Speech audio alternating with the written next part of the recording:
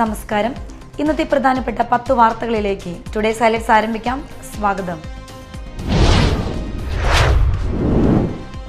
കരിവന്നൂർ പുഴയിൽ ചാടിയ യുവാവിന്റെ മൃതദേഹം കണ്ടെത്തി.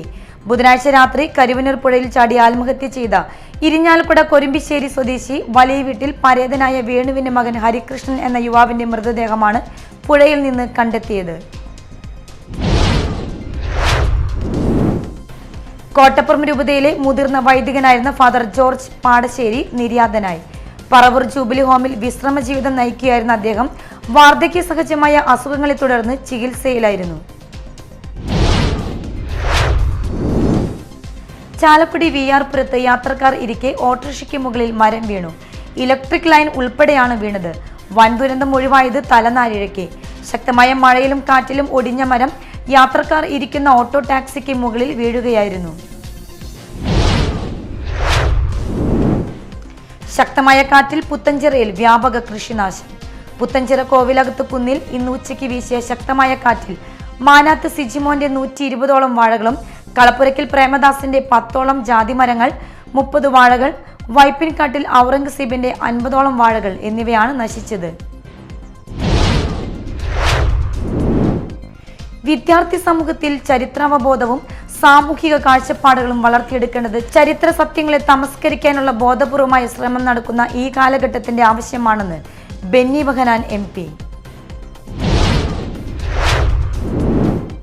പെരിഞ്ഞനത്ത് ബൈക്കിന്റെ ചക്രത്തിൽ സാരി കുടുങ്ങിയുണ്ടായ അപകടത്തിൽ പരിക്കേറ്റ് ചികിത്സയിലായിരുന്ന വീട്ടമ്മ മരിച്ചു. മതിലകം കളരിപ്പറമ്പ് സ്വദേശി ശ്രീനാരായണപുരത്ത് വീട്ടിൽ സുനിലിന്റെ ഭാര്യ നളിനിയാണ് മരിച്ചത്. മാള ഗ്രാമപഞ്ചായത്ത് വിദ്യാഭ്യാസ പുരസ്കാര വിതരണം ആദരണീയം 2024 സംഘടിപ്പിച്ചു. VR സുനിൽകുമാർ MLA ഉദ്ഘാടനം ചെയ്തു. ഗ്രാമപഞ്ചായത്ത് പ്രസിഡന്റ് ബിന്ദു ബാബു അധ്യക്ഷത വഹിച്ചു. Vellangallur block panchayat Kombathankadavu division UDF തെരഞ്ഞെടുപ്പ് കൺവെൻഷൻ നടന്നു.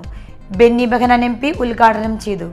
മുൻ MLA TU രാധാകൃഷ്ണൻ സ്ഥാനാർത്ഥി പ്രഖ്യാപനം നടത്തി. കനത്ത മഴയിൽ വീട് ഇടിഞ്ഞു വീണു.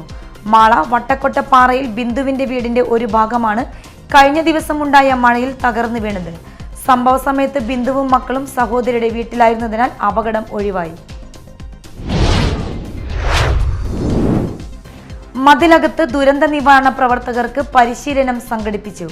സാമൂഹിക സന്നദ്ധ സേന directorate, fire and rescue service എന്നീ സ്ഥാപനങ്ങളുടെ ആഭിമുഖ്യത്തിൽ നടത്തിയ പരിശീലന പരിപാടി ഗ്രാമപഞ്ചായത്ത് പ്രസിഡന്റ് സീനത്ത് ബഷീർ ഉദ്ഘാടനം ചെയ്തു.